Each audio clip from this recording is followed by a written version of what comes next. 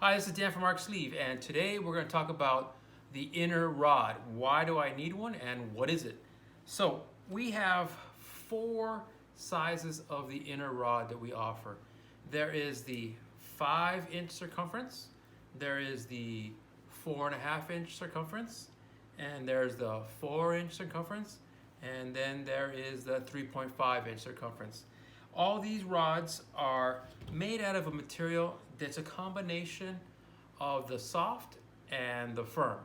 So it's flexible, it compresses, but it's not exactly soft and not exactly firm.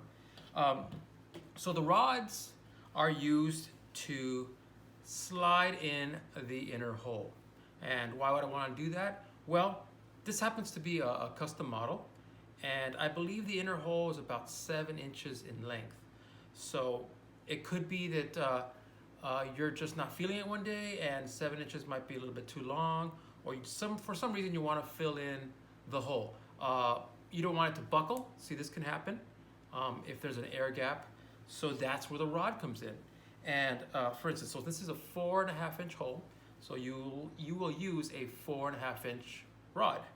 And depending if this is 7 inches and you want it to be 5, well then you'll need 2 inches. And the rod will need to be cut down to 2 inches. And all you'll need is a ruler, and to measure where your 2-inch mark is, and then a pen, of course, to mark that with the ruler, and it'll go all the way around.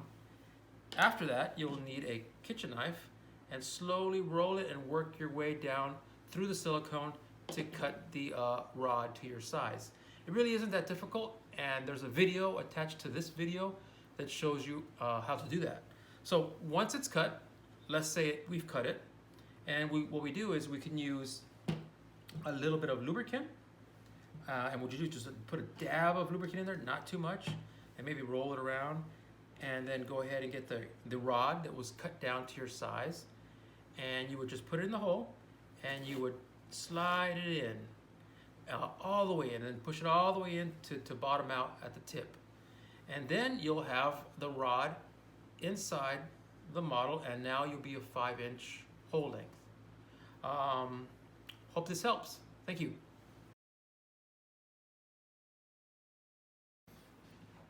All right, as described, we have some dish soap, and we had the ruler and the pen to mark around the rod where you want to get it cut.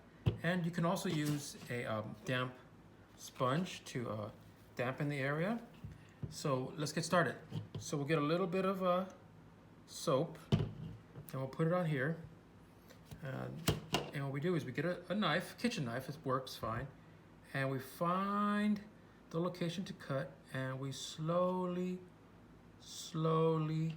slice through the silicone. And you can always clean it with the soap, make it nice and slippery so it'll enter even easier. And just follow the line, and then stop from moment to moment and reinsert it and slice carefully. Watch your fingers and slice, and then simply do this until you're all the way through.